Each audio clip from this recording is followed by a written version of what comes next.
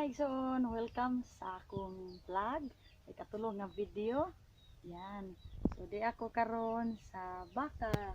Yan, nagpahulay ang baka. Isilong kay init kaayo.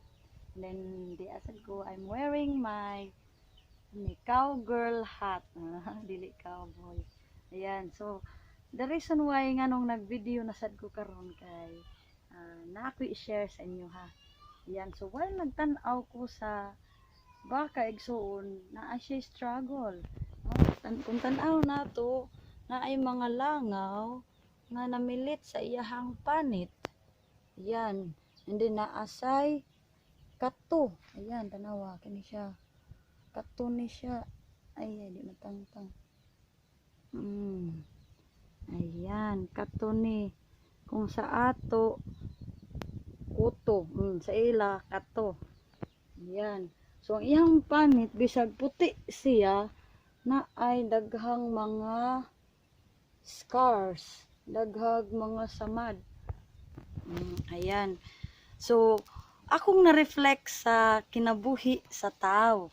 Ngayong ana sad sa atong kinabuhi, especially sa mga single, sa mga babae din ha, ma-conscious gid ta sa color sa atong panit.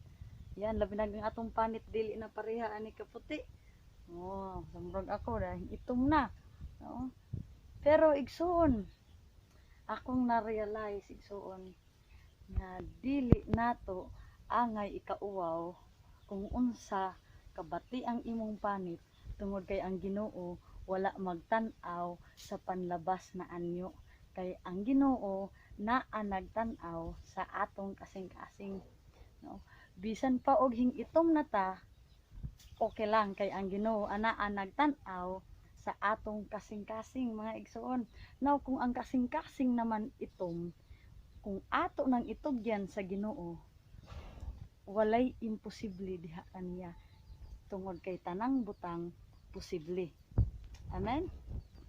Mao na mga igsoon, hinumdumi ang giingon sa awit sa mga awit chapter 1 verse 5 nga itumon ko pero guwapa.